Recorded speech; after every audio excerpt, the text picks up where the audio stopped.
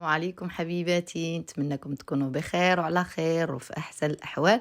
وانتم كتشاهدوا هذا الفيديو كما شفتوا العنوان. اليوم جينا نحضروا مارشميلو غزال وناجح، وصفه ناجحه وسهله وبسيطه جدا جدا. ان شاء الله غادي نقول لكم في الفيديو وحنا كنحضروه علاش جيت نحضر معكم هذا المارشميلو بالضبط، ويعني علاش هنايا في امريكا ما كنقدروش نشريوه.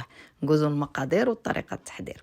اول حاجه غادي نحتاجوها هي الماء الجيلاتين الحلال طبعا، البودر اللي هو مطحون ماشي جيلاتين ورق.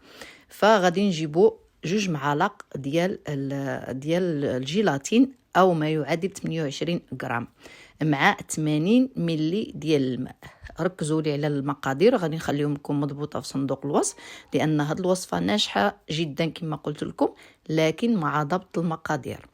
هنا ملي غادي نعدلوا ديك الماء في الجيلاتين غادي نخليوه على جنب، وغادي نمروا للمرحله المواليه ديال هاد المارشميلو. المرحله الثانيه هي السكر.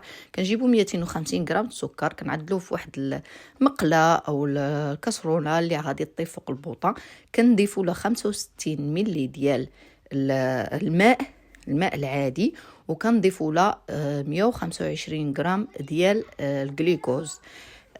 بالنسبه للجلوكوز يعني نتوما عارفين الجلوكوز اللي كنعدلوه في الحلويات هو هذا 2 معالق ونص كبارين، يعني معلق معمرين او ما يعادل 125 غرام. انا غادي نخليكم كما قلت لكم المقادير مضبوطه في صندوق الوصف، لان هاد الوصفه بالضبط كتحتاج المقادير المضبوطه. هنا ملي كنعدلوه فوق النار كيرجعوا بهذا الشكل هذا كما نتوما كتشوفوه. فكتخليوه حتى كيبدا يغلي. ملي كيغلي كتطلع فيه الغليه وكتشوفوا هذوك الفقاعات. هنا صافي تحصلنا على النتيجه. هاد الفقاعات هذوما البيض هما اللي كيأكدوا لنا باننا صافي غلا يعني السائل ديالنا وجاهز اننا نستخدموه. هنا كتجيب واحد البول وهنايا للاشاره خاصني ضروري ننصحكم بواحد الحاجه. هاد العمليه هذه كدرون الدنيا شويه. فغنجيب واحد الخلاط كهربائي، الخلاط الضوء، وغادي نحطوا هذاك الجيلاتين ونبداو نحطوا السائل ديالنا اللي سخناه ديال الجلوكوز والسكر والماء، نحطوه شويه بشويه وحنا كنخلطوه. هنا من الاحسن الى عندكم العجانه هذيك البول ديالها عنده الغطاء فهو احسن. انا تهرس لي ما بقاش عندي، وكاينين كيتباعوا اونلاين هذوك الغطاء اللي كيجيو فوق البول باش ما كيخليو لكمش السوائل ديالكم اولا الخليط ديالكم كيتبرشط. هاد العمليه كتخلي الدنيا يعني مرونه، كيترون عندكم المحيط اللي نتوما خدامين فيه. فردوا بالكم من هاد المساله. علاش مارشميلو نعدلو في الدار احسن ما نشريوه من برا؟ هاد القضيه هذه حنا هنا في امريكا خصوصا لان قليل فين اجبر مارشميلو حلال. علاش ما كاينش حلال؟ بزاف الناس ما كيعرفوش هذه المساله، حيت هو كيتعدل بالجيلاتين ديال الخنزير. فما يمكنناش حنا نشريو مارشميلو من اي محل لوليداتنا لانه حرام. فاحنا كنضطروا اننا نفتشوا عليه في المحلات العربيه او الاسلامي ديال المسلمين. فبعض المحلات كتلقاها، في بعض المحلات ما كتلقاهش. هنا ما تلقاش اللون اللي خصك، ما غتلقاش مثلا عاد لقاه مخلط، عاد لقى هذاك الابيض الصغير، عاد لقاه وحنا كنحتاجوه. نتوما عارفين كنحتاجوه في الافراح ديالنا مثلا في السبع ولا في الهنا ولا يعني كنحتاجو هاد مارشميلو. فانا قلت لي ما لا انني نعدلو المشاهدين يشوفوه، المتتبعين ديالي ويعدلوه في الدار، خصوصا الناس اللي عايشين هنا. حتى في المغرب راه كيتباع هذاك الحرام اللي كيجي على اوروبا. ردوا بالكم، اذا كان صنع مغربي فهو حلال لانه كيتعدل بالجيلاتين ديالنا، لكن الا كان صنع برا فهو كيتعدل بالجيلاتين ديال الخنزير. هنا مني شفتو كنبقى نطرب كيرجع لكم الخليط ديالكم ابيض كما كتشوفوا. هذا هو القوام. ضروري غتوصلوا له، غير بقاو تخلطوا لانه كياخذ تقريبا 3 دقائق في الخلط او 4، يعني كياخذ معكم الوقت. وانا ما بغيتش نزرب الفيديو خليته كيتخلط كما شفتوا.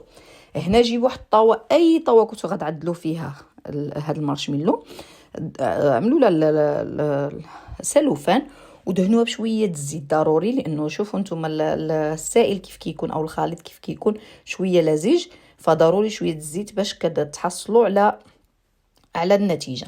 هنا انا قسمتها لجوج الاقسام. القسم الاول عملته في الابيض العادي، والطبقه الثانيه نعدلها في في اللون الازرق، او اختاروا اي لون بغيتو، او بغيتوها كامله بيضاء، يعني لكم الاختيار. اختاروا نتوما الطريقه اللي كتشوفوها مناسبه. هنا غنعملوا اللون الازرق وغنضيفوه على الابيض باش يجي لنا يعني داخل هذاك الازرق مع اللون الابيض. هنا كاين طرق كثيره، ماشي غير في الطاوه انكم تعدلوها، تقدروا تعملوه في البوش وكتخرجوا يعني كتخرجوا بحال الشكل ديال الوريدات. هذوك الوريدات كيرجعوا عاملين بحال هذا اللي كيتباع الان، كيعدلوها في البوفيات وكيعدلوا. فطريقه عاديه، ويمكن لكم تعملوه في السلوفان وتعملوا له سكر كلاصي ونشا، وتعملوه في سلوفان تلويوه على شكل دائري، ومن بعد تقطعوه طويل طويل طويل. هيدا حتى هذيك الطريقه. هنا انا جبت هذا العود ديال الشواء وكنحاول نمزج ما بين الابيض كما كتشوفوا ولا هذاك الازرق. فحاولوا ما امكن تزربوه. حنا مع التصوير نتوما عارفين ضروري واخا نبغيو نزربوه راه ما كيمكنش، خصك بزاف الاشياء تعدله. فلهذا كيتقل معنا شويه. نتوما خصكم تزربوا عليه باش كيبقى خفيف وتخلطوا دغيا وينسجم لكم بسهوله.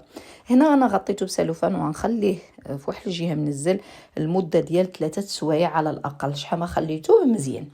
من بعد كتجيبوا واحد المهم كتجيبوا سطح العمل، اما تجيبوا بحال هاد اللي عندي انا ديال سيليكون او اي حاجه كتطلقوها اللي ما كتلصقش. كتحطوا فيها شويه النشا مع السكر كلاصي. ضروري هاد العمليه، السكر كلاصي والنشا هو اللي كيخدم لكم المارشميلو ديالكم بالطريقه الصحيحه.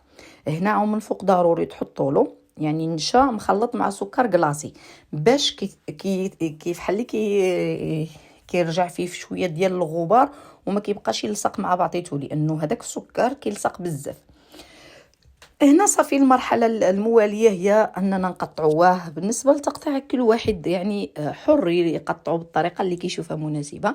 انا غادي نقطعوا مربعات يعني متوسطه، ماشي صغيره وماشي كبيره، لانه ما عنديش هنا اصلا من التصوير ديالو شي غرض غير انني نوري الطريقه.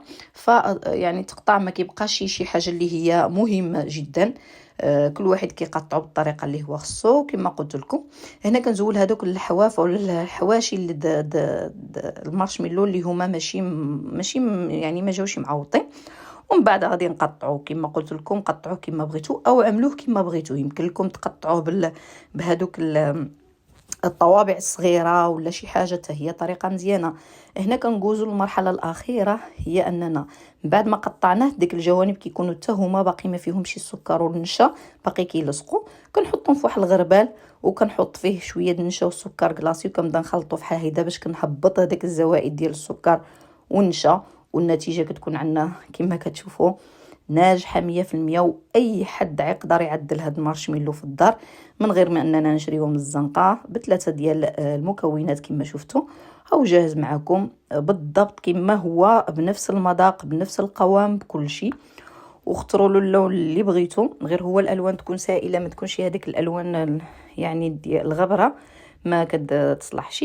وهذا هو القوام ديالو. نكون وصلنا هنايا الفيديو. شكرا بزاف على المتابعه. نتمنى ان شاء الله انه ينال اعجابكم. نتلاقاو ان شاء الله فيديو اخر. دمتم في رعايه الرحمن والى لقاء اخر ان شاء الله.